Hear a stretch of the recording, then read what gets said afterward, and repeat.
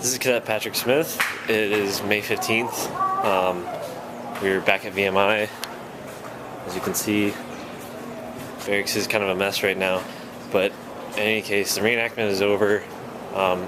We completed the march yesterday. So now it's time to pack and get everything ready to go home. But in any case, yesterday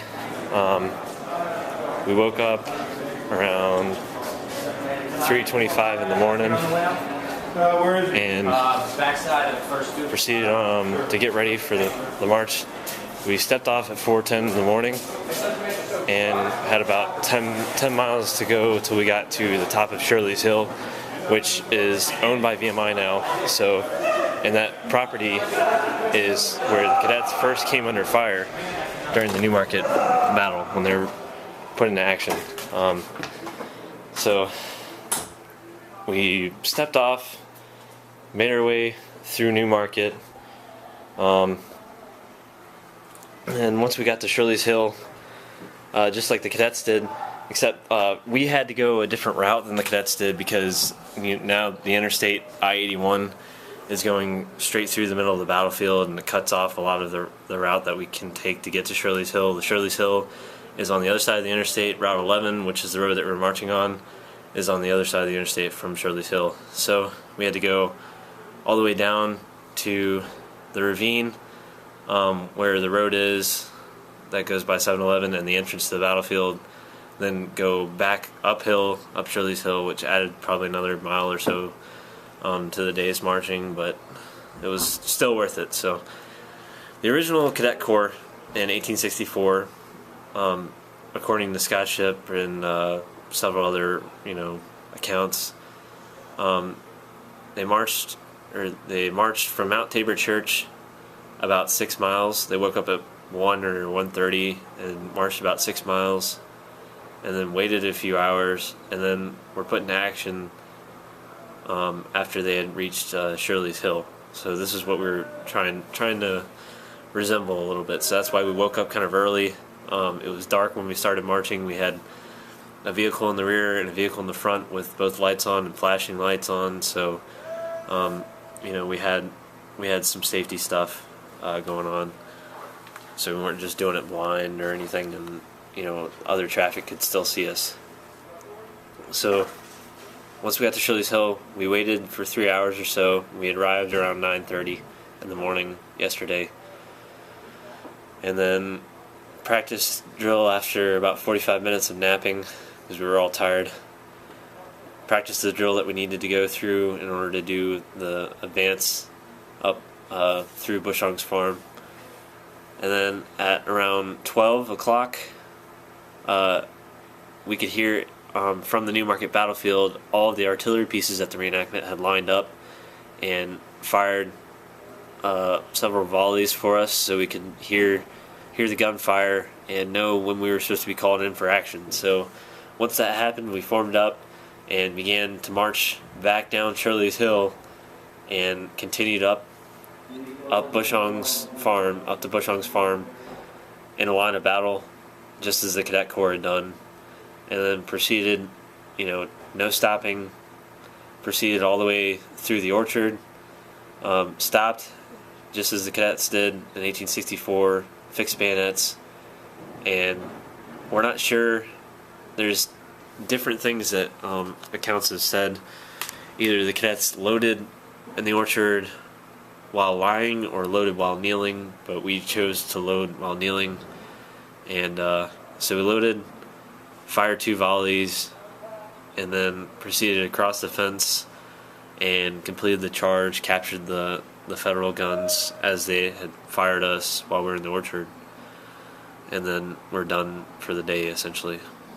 So then after that was done, we relaxed yesterday, set up camp,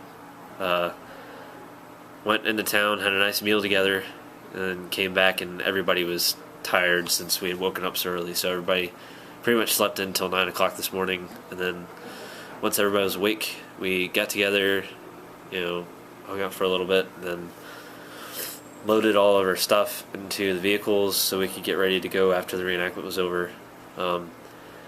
and went through the reenactment, and now we're back at school getting everything ready to go home. So the New Market March for 2011 is now over. We're really happy with how everything went this year. We know that we raised awareness for the battlefield for sure, because we made plenty of media, which is our goal. We stopped at a couple of elementary schools and talked to kids. That's really what this hobby is about for us.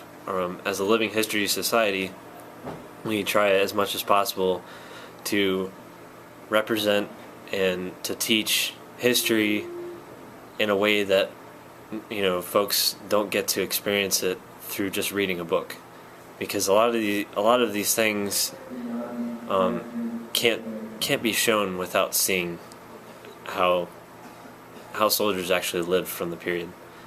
And for our own personal reasons, it's very humbling when you get to try as much as possible to experience what the average soldier went through during that time period.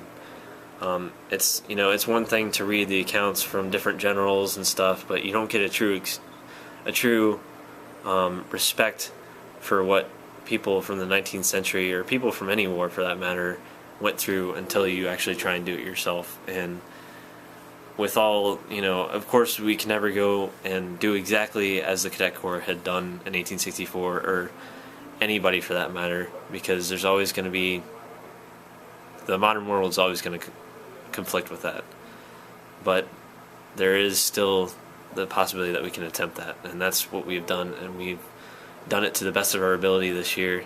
And we hope that by 2014 we can get enough people and enough arrangements, and we can try and pull this off again, except we would like to improve it just as we have done in the past. The first march in 2005, the first Civil Roundtable and Living History Society's march was completed. We've improved on that. In 2009 they tried to improve on that, although it was hastily put together. And then this year we planned as much as possible based on the two previous marches. So this is the third march that the Roundtable has done in full period uniform and gear, and equipment, food. The only concessions that we really made was having a vehicle and bottled water, and we didn't have to go into springs and get our own water or any of that kind of thing, steal people's foods or get issued food from the Confederate Army. So different things like that you can't really do right now, but I think we're all very proud of what we've done, and we hope that everybody that's following this is happy with the way we tried to represent the Corps. And that's all.